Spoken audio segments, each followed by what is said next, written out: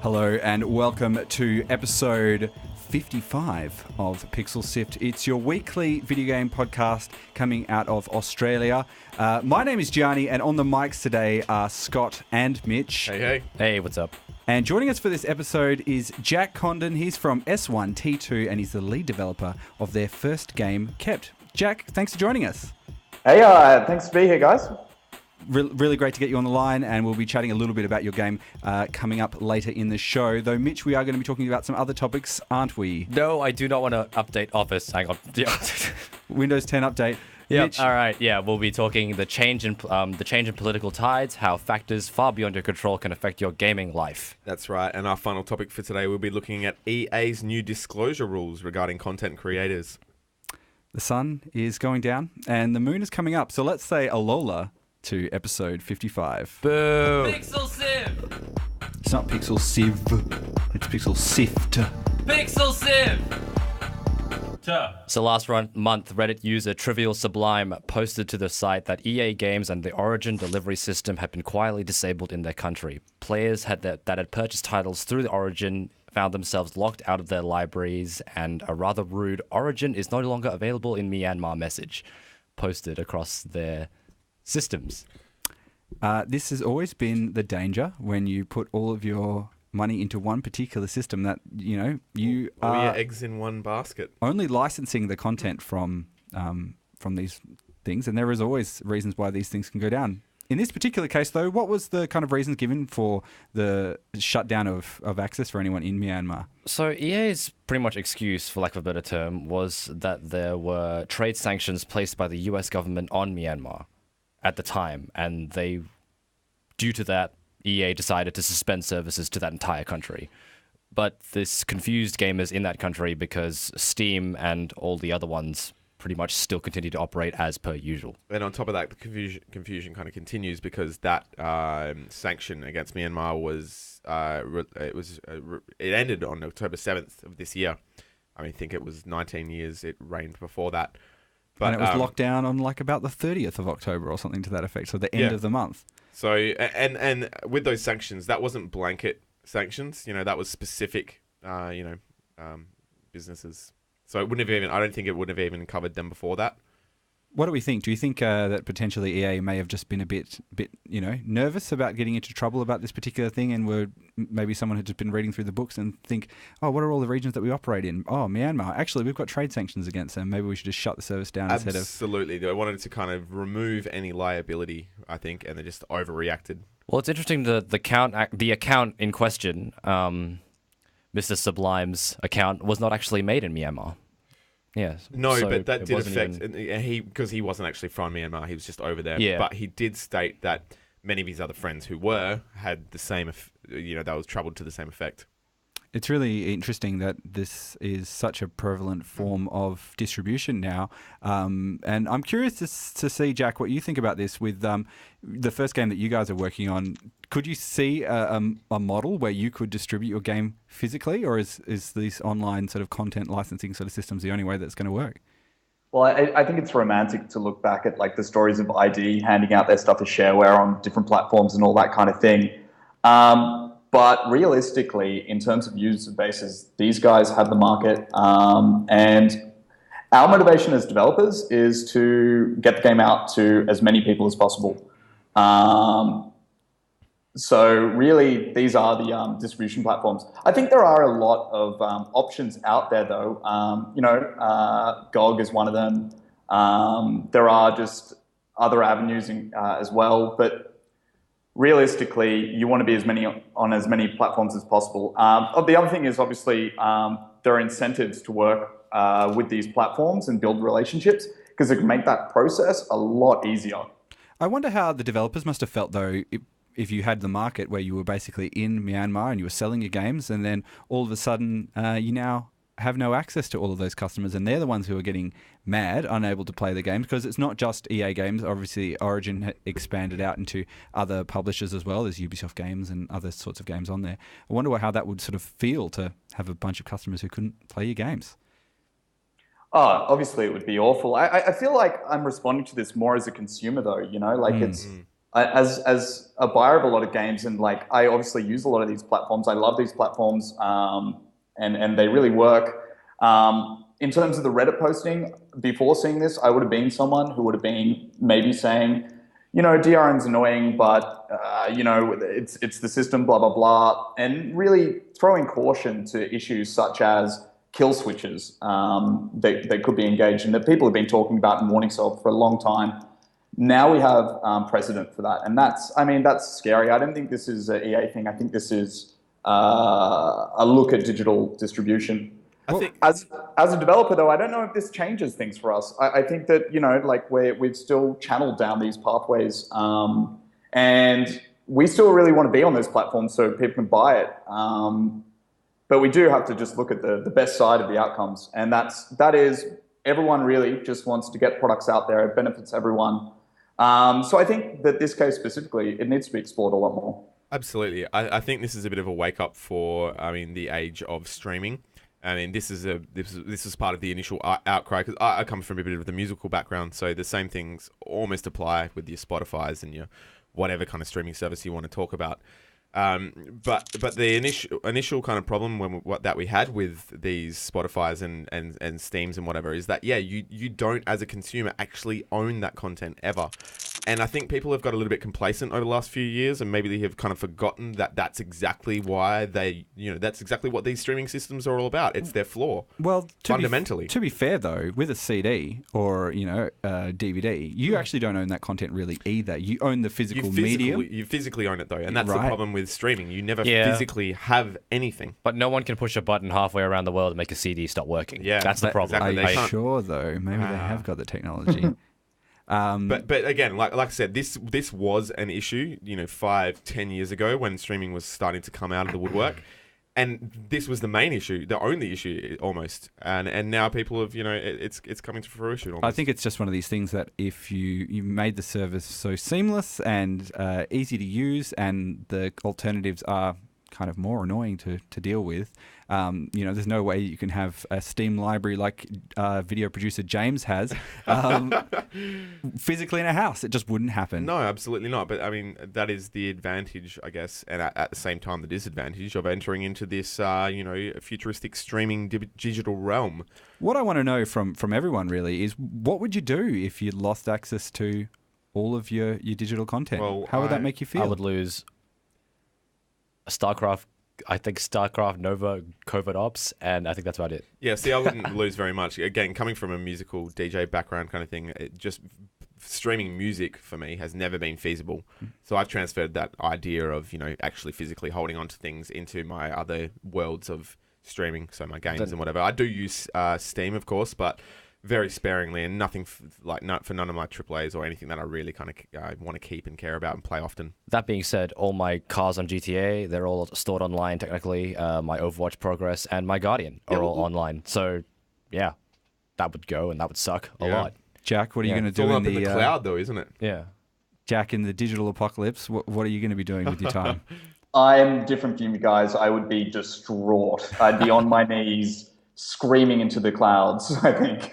Yeah, see, that's it. I was never willing to let myself get into that position, so I've kind of avoided putting myself into it. I think I'm more on the Jack crowd here. I think I would be, screwed. I'd be in a lot of trouble. When Steam first came out, I actually did make an effort to make offline backups so that you could reinstall the games offline. But after a while, you're just like, it doesn't matter. I've got internet. This it's will all never fine. happen to me. I don't need to worry about that problem. It's just not an issue at all. Jack, we'll be back with you in 1 second, but let's have a chat about your game, Kep VR. Let's jump into a promo there, and we'll come straight back.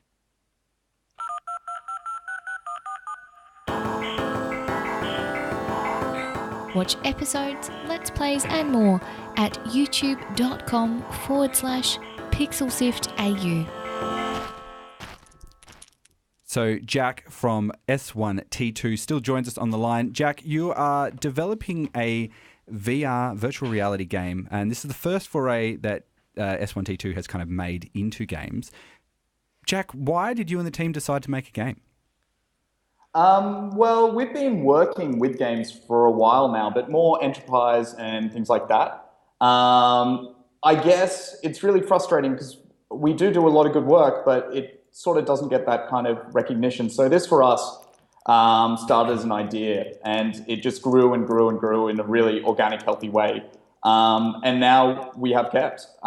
So it was really an organic thing that more and more people from the office, they got on board with, and we just started pushing all our passion into it.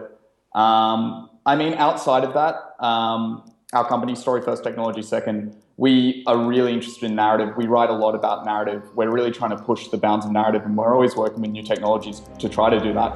So it's VR is a new medium, and we're really going to push the bounds. It's perfect for us in that way. So, you know, it's in your name, Story First, Technology Second. Why is virtual reality essential to telling the story of Kept? It's a really good question. At first, I think we actually rushed into the decision to do VR because it was new technology. And I think a lot of people kind of fall victim to this. It wasn't till, and we have worked in VR and we kind of knew what it was good for. But it wasn't until we fully understood the idea of presence and the idea of what that does to a story and all these kind of things and iterated over them that it really became important. I guess it would be nice from, I don't know, a sales perspective to say we can make this game fully cross-platform and everyone can enjoy it. But now we are looking directly at VR to really take a hold of the full medium. So I guess specifically, like out of that, it's just little things like having hand controllers that you can move around. I mean, we've got the Leap and you could play that in front of a computer, but when you're in VR and you can actually move your hands around, that is such a crazy experience in comparison to a controller that you'd sit on the couch, because now I can actually touch things, move things around, et cetera, et cetera. And that for me, in terms of game design, opens up a whole kettle of fish in terms of trying to make mechanics and try to make people feel things through mechanics. So it's been really exciting. How long have you guys been working on the game? We've been in production for about 4 months, and now we're going into the next pre-production phase for our next kind of section. Before that, we were in pre-production maybe for about 3 months. So all up, around 7 months. So when you're creating projects for other clients, when you're creating a project for another client and then you decide to go in to make your own game for you're the client effectively, how does that process sort of differ between the two? You know, it's kind of the same in a way, because we generally do get a lot of creative control in what we do. But I guess the difference is that I'm here talking to you guys. We were down at PAX representing our own ideas. We're emotionally and physically connected to them. You know, we're here all the time trying to push it. And that's a definite emotional change. You know, the tools are the same. We're still working with Unreal Engine. We're still working with all these Maya and all these kind of things. But the conceptual shift and the importance of it, you know, like there's a lot more pressure, I would say, as well. Is that internal pressure that you're feeling? No, I think it's internal, not as a company, but you know, from within us. We really want to tell a good story here. Is it because you've got more kind of skin in the game? Is it that why you feel this kind of pressure? I don't think so. I think that it comes from the idea that now we have a chance to actually, there's a market. We know there's a market for people who want to see narrative in VR. We have a chance to tell the story. We want to make sure our story resonates with people. And we want to make sure our mechanics work and all these kind of things. You know, I guess maybe actually to come back on that, I guess it is that we've got skin in the game. This is important to us on a personal level. I just want to ask a little bit about, you mentioned the market there, and virtual reality is sort of a developing market. There are, retail sets that are available now. You can go to a big box retailer and pick one up. PlayStation has entered into this sort of market as well.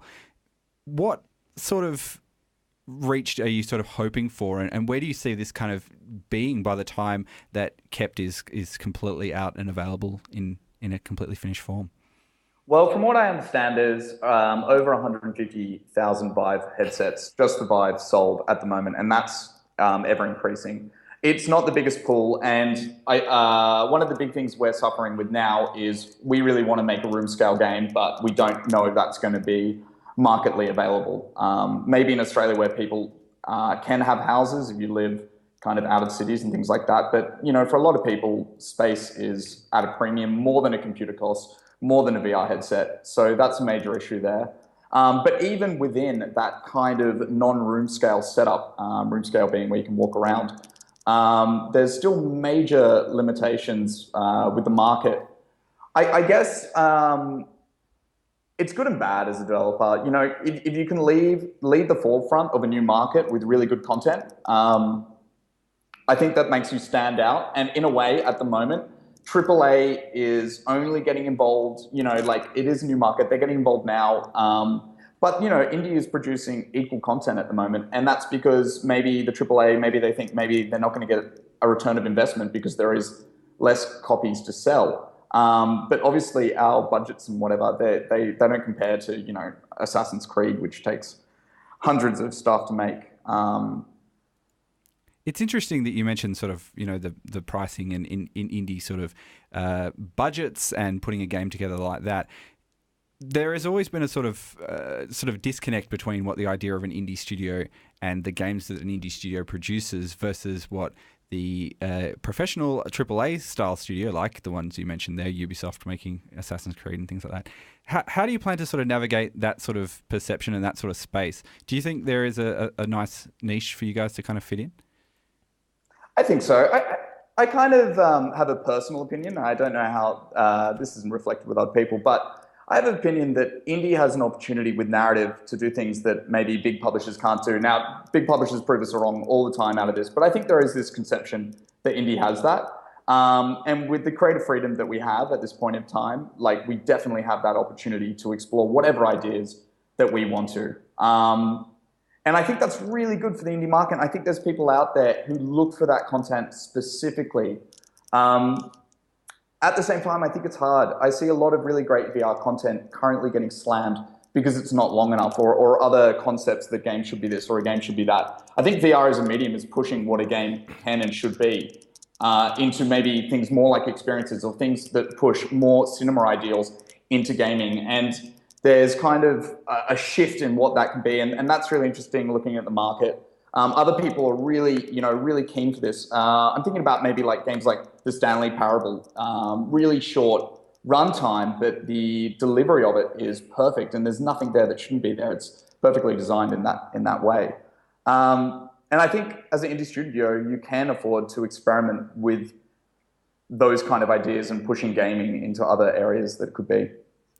Do you feel that you might be in a bit of a safer spot than some other indie studios who might be kind of coming out? Because if you need a bit more time to work on this, you have always got client work to fall back on? 100%. It's an absolute blessing. The other thing is, with a studio like ours, I think we are in not a totally unique situation, but it is a little bit unique.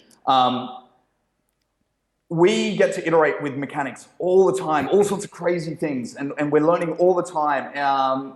Game developers always tell you a game jam's great for learning new concepts in a way. You want to try a mechanic, you can do it over a weekend, and then you get that out there and people play it, and it's a crazy idea, and maybe you get a game out of it, maybe you don't.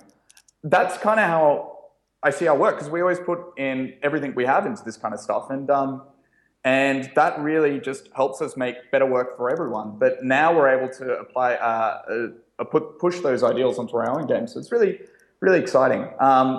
It is our first game, like I said, but we have had experience in the area, and we're definitely using that. I just wanted to ask one more question about story and story delivery. When you're talking about games and expectations of what people think a game is, what, in your experience, works well for VR and what just doesn't translate from everyone else's idea of what a game is? It's a big question. I think VR doesn't have to be one thing. Your shooters in VR, they're really working, and already they have new mechanics that the medium affords them. I'm talking about reloading ammo manually, a bit like Revolver. You've got all these meta mechanics about that process, and they certainly work. But I think VR is a new revival maybe of adventure games and point and click games and all these kind of things. I think they're going to have a new energy about them, and environmental storytelling and things like this are going to stand out in ways that they never have before. So that's really exciting. And I think that every new medium has new allowances. Like when we moved into film and had to learn all these techniques and the language and the grammar, so many new ideas were generated from that visual culture and how to tell a visual story. I would say VR is no different. We're learning the ropes. No one's an expert at VR. If they tell you they are, they're lying. No one is yet. We're all learning. But at the moment, I would say from what we've learned, there's so much potential to really transport and tell a story in ways that people don't expect. And that's, at the moment, that's what's beautiful about the medium, but that's going to shift and that's going to change, and we're going to keep learning. Well, look, if people want to watch your journey and follow on as you're going along, where's the best place for them to find out more information about Kept and keep up to date with what you guys have been doing? So you can go to keptgame.com and we've got a blog there which we try to keep updated. We've got a Twitter, KeptVR. Come check it out. We're always trying to share what we learn about design if you're interested from that perspective, visuals, everything. So please come check it out. I think that's one of the best things as well, is that there is this kind of sharing sort of idea that everyone has in this sort of indie space where everyone's trying to do what they can and share that experience with everyone else. So definitely something to check out. I've had a bit of a play of it at PAX. It's a really interesting experience. And if you have an opportunity to play it, at, say, one of the upcoming events, I know, I think you guys are heading over to GX in the early next year, if that's... Yeah, that's the plan. We'd love to be there. So we're trying to work up to that. Great. So if you're over in Sydney, you can go and check that one out. Jack, stick with us. We will jump into our next topic right now. You're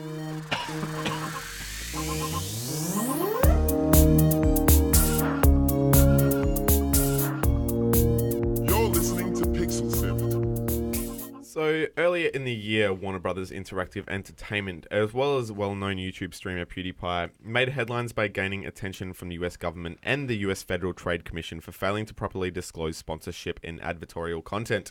As a seemingly direct result, presumably to avoid similar issues itself, EA has recently announced new disclosure rules for streamers.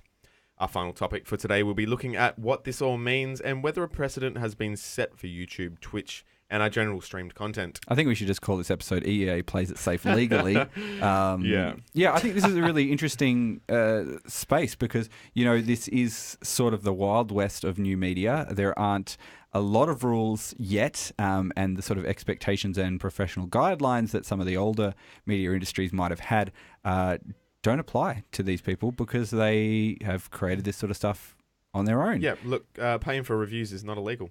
No. The FTC has strict rules regarding the disclosure of such relationships, and that's basically what this has been all about. The need for it, the need for disclosure. This is something that is obviously here to stay, this sort of content. The idea that people would have to disclose these things to me seems obvious. But it isn't. I guess it's one of these things that you better to apologize than ask for permission in some ways. But well, we're in a time where influencers include people that don't have any media ethics training. It's true, So but also in terms of bang for buck, they actually are probably more worthwhile to target than people in the mainstream media. Absolutely, but they just don't have any ethical training, so they'll just take whatever they can get and not disclose anything, and then suddenly they'll get in trouble. They can do that. That's obviously a generalization, but there is an opportunity for them to do that. And, you know, there's obviously opportunities for other publications to do that as well, even if they have had that training, because that advertising revenue in which they support themselves can be very tempting when you become chummy with big reps and things like that. So, you know, there is a temptation there, and, you know, it is easy to kind of slide towards this direction. And having these sort of rules in place sort of makes a big... For example, of when you said the feasibility bit, I don't have the exact stat in front of me, but it's something like, of the, let's call it roughly 6 million people that viewed this paid for endorsements, 3.7 million of them were from PewDiePie's audience alone, and he received a five-figure income for that. So, I mean, I haven't done the maths for it, but 3.7 million viewers five-figure payoff seems like it's good bang for buck as far as advertising goes. There's a really interesting way in this sort of direct to audience sort of ability to talk to people. You know, not just audience, but just specific niche audiences. Yeah, I mean, you've already weeded out all the wasteful kind of people that you could get to. In terms of targeted marketing, you can't really ask for more. Better wording. Yeah. It's exactly this situation. We've had situations as well previously.